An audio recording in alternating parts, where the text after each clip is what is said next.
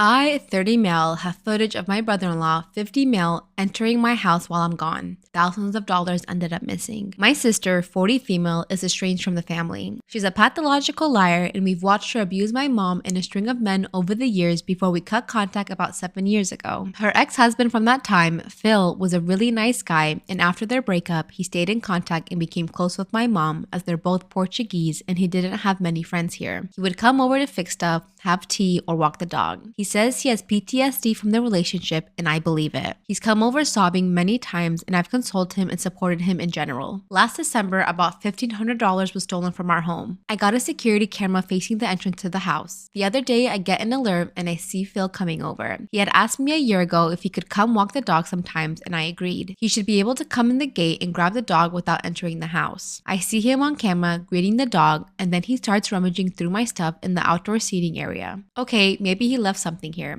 He goes inside for 4 minutes, then leaves without the dog. I decided to go back through the footage as we've noticed more money missing, as well as some Valium I just refilled. I have footage of him coming over 5 times from January to March 13th. Each time he comes over, he calls out to check I'm not home, disappears inside for about 4 minutes, then leaves without the dog. Without showing you the footage, I can say this is like 99% proof that he's the thief. We comb through everything and nobody else comes over. We don't have cameras inside, so no actual footage of stealing happening.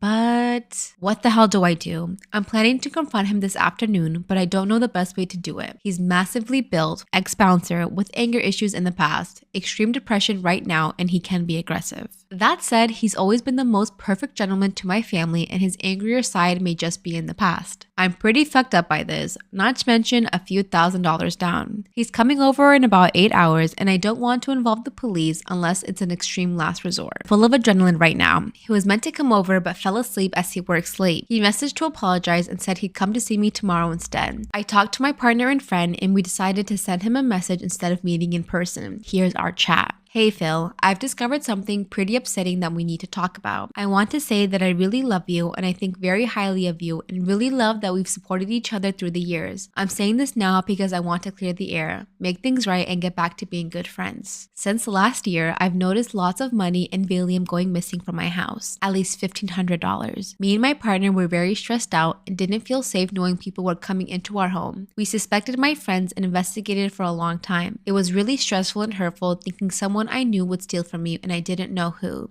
I felt very betrayed. I noticed you came over the other day when the camera outside sent me an alert. I saw you look through my things and then left. I felt weird about it and looked back through more footage over the last few months. I noticed that many times you came over when I was out, went into the house, and left without the dog. I kept track of when money was going missing, and when I compared it to the footage, it was always after you had visited. The cameras don't show anyone else entering the house over the entire time I've had them. I know you've been really struggling and my heart goes out to you. I want to support you and be there for you. I can't forgive this and move on. It could stay between us and we can forget about it. For that to happen though, I would need my money back and to make a rule that you can only come over after we have discussed it. I'm sorry this is happening and I hope we can talk about it and figure out what's going on and how to make it better. I hope we can just work through this and go back to normal. Bill thumbs up the post and is silent for 10 minutes. Incredible power move. To be honest with you, I'm very sad and upset, but I didn't take any money or medication from you and I make good money and I'm not struggling. But if you want to talk about it, it's okay. But like I said, I didn't steal anything. And I've been there looking for your place, you have your things, etc. I never touch it. I love you and that's why I'm upset that you think I would do something like that. Like I said, if I needed money, the bank could give me a loan. I don't need to fuck my own name with something so stupid like that. As an example, this past Monday after I left for work, you came over, going inside for 4 minutes and leaving without the dog. Yes, I took a lighter, that's all. I have a lot of videos. Think about what you want to do. I just want to get my money back and an apology and then I can move on. It's pretty confusing to me, but I want to keep you as a brother. Me too, but I didn't take any money. Seriously, sad face. Why do you come over when you know I'm not home? Go inside and then don't take the dog. The leash wasn't there, that's why. You don't trust me. I think you'd have messaged me to ask about the leash after the 4th or 5th time. On February 9th, you come over and the leash is on the outside couch, but you leave it and leave without the dog. The leash is also on the couch on this video, and he sends in the video of him coming in with the leash being on the couch. His hand is in my bag and the leash is precisely 2 inches from my bag. I took a screenshot of his hand so close to it that in the grainy footage, you can't even see a gap. Okay, my apologies about it, but what upset me is the fact that you think I took money from you. I'm an honest man, I would never do something like that. I'm really upset. I understand your side as well. I have some money at my place as well. That's why I have a spy camera. This makes me feel very uncomfortable and we need to talk in person because this is so stupid. I'm not like your sister. She was stealing our clients. That's why she lost the clients when I left her. It's hurtful, but I know you're a good guy. We can talk on here until we figure out what we're going to do. Like I said, I hope we can work this out and put it behind us. Me too. Do you guys think Phil did it and he's just lying through his teeth? Or is someone else in the picture that we don't know about? My wife asked me to choose between my mom and her, and I think I'm going to divorce her. A little background. My mom and dad were both orphans. My dad died 2 weeks before I was born. My mom didn't really have a support system, so we were just the two of us. I never lacked for anything because my mother worked all of her life to give me the life that I have today, and didn't have time for herself to start a new life again. She did all the little jobs possible so that we didn't miss anything. She deprived herself of food to give me food. I had very good clothes while she had none. I saw her make sacrifices again and again, and always with a smile. Frankly, I always thought that she was an angel dressed in a human body. The only time she yelled at me was when I was 16 when I saw her getting sick and working at the same time. But she was angry and told me it was not my job to take care of her and it was up to her to take care of me. She wanted me to get really good grades and get into the best universities. It's the only way I can protect myself when she can't anymore. Even at university, she didn't want me to work. I had to be focused on my studies. But she wanted me to volunteer so that I could be an adult who could do something with his hands. My wife and I met there while we both volunteered. My wife is a good person, but she was never close to her parents or her siblings. Yet she adored my mother since she met her. There were times when I thought that she loved my mother more than she loved me, and we laughed about it. Deep down, I think she was looking for the bond between mother and daughter that she did not have from her mother. When I finished my studies, I found a job, we moved in together, but she wasn't comfortable that I called my mom every day. Remind you, those are 10 to 15 minute calls. But eventually she stopped bringing it up. 2 years later, I bought a house for my mom.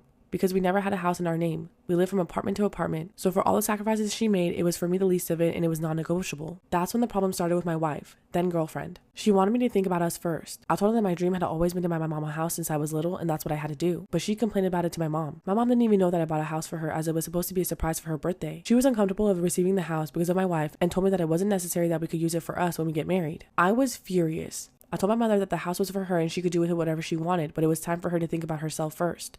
Our relationship survived that. We got married and then we had our own house. Our life was going well until 2 months ago when my mother fell ill. I wanted her to come and live with us so that I could take care of her, but my wife didn't want to. I then decided to rent an apartment with my own money right next to our house so that I could be close to her and go there to take care of her. But even that idea didn't sit well with my wife. Me and my wife don't have children yet. We both work. I usually come home at 6 p.m. But since my mother is sick, I go to see her and then come home around 8 p.m. On weekends, I see her for about 1 or 2 hours and then the rest of the time I spend with my wife. We go on dates and I always accompany her in her hobbies even though she never went to mine. 2 days ago, she told me that she thought about it and she thinks that I prioritize my mom way too much. She told me that I had to choose between my mother and the life that I want to build with her. The truth is that I never made her feel that way. We both work, but I'm the one who cooks, and I pay a person to do the housework. I make sure I make the dishes that she likes. She didn't even know what I like to eat because I never complain. I run her baths, give her massages, flowers, write her poems that I hide somewhere in the house for her to find out. We go on a trip 1 week in a month. I earn much more money than her. I told her to keep her money for herself, and I take care of all the bills, even hers. I always make sure to listen to her and consider her opinion. And I think that I'm easygoing because I can change my mind to accommodate hers. But I realize that she tries completely to dominate me, and the only subject where I don't give her a choice is my relationship with my mother. Am I in the wrong for emailing my fiance's dad about her DNA results? I, 35 male, secretly emailed my fiance's 31 female biological father, who is adopted and has no links to his real family, to inform him that his family had been found through her 23andMe test results. 3 years ago, she bought 23andMe tests for us, her parents, mom and stepdad, and my parents. This was a deeply meaningful gift because my 5 older brothers have tormented me all my life with claims that I was adopted or that our dad wasn't my dad since I don't look like anyone else in the family. I'm tall with red hair, so it really healed an old wound to get definitive proof that our parents are both my parents. What we weren't expecting was for the results of her biological father's family to show up. She wasn't expecting to find many familial connections because she's first-generation American. Initially, there was a third cousin connection on her paternal side, and over the last couple of years, it's grown into a practical family tree. I knew that she had stopped speaking to her dad over 10 years ago because the most he did for her was sporadically remember to call her on her birthday. She explained her reasons for not wanting to give him the information, but that honestly didn't sit well with me. I tracked down her dad's email address in her contacts list and sent him a list of his known relatives. I completely forgot about it until her mom saw a social media post about him finding his family and told my fiance. She was very emotional as she told me about the phone call with her mom, but said she was happy for him. She made a comment about how we didn't have anything to do with it, so I confessed to what I had done. She was furious and this has created a major issue in our relationship. Am I in the wrong for sending her dad, who's adopted, her test results that identified his biological family? Am I wrong for ambushing my sister at her wedding because she told me her wedding was child-free when it wasn't? My 46 male sister Tracy, 26 female, and I aren't close but have a good relationship. She got married recently and told me the wedding was child-free. Now, I have a daughter, Ella, 12 female, so I asked if she could come, but she said sorry, her and her partner were sticking to the rules. I managed to arrange for Ella to stay at a friend's house for a couple days since the wedding was in a different city. But when I went to the wedding, I saw quite a few older children, including my other siblings' kids. I know it sounds like I should have known, but I never thought to ask my siblings if their kids were coming because I was told it was child-free. Am I wrong for ambushing my sister at her wedding reception because she told me her wedding was child-free, but it wasn't? I asked my brother at the wedding, and he said he was told the child-free limit was only for really young kids. It was obvious Tracy lied to me about not bringing Ella. So we went through the ceremony, and towards the end of the reception, I pulled Tracy aside and said I realized she completely lied to me and there were plenty of other kids. She looked pretty uncomfortable and said it wasn't a big deal, but I replied I need an apology and so does Ella. She got mad and said I ambushed her at her own wedding and it's her and her partner's choice what they do. I really feel like it might be because my daughter's arm was amputated and now she wants the apology.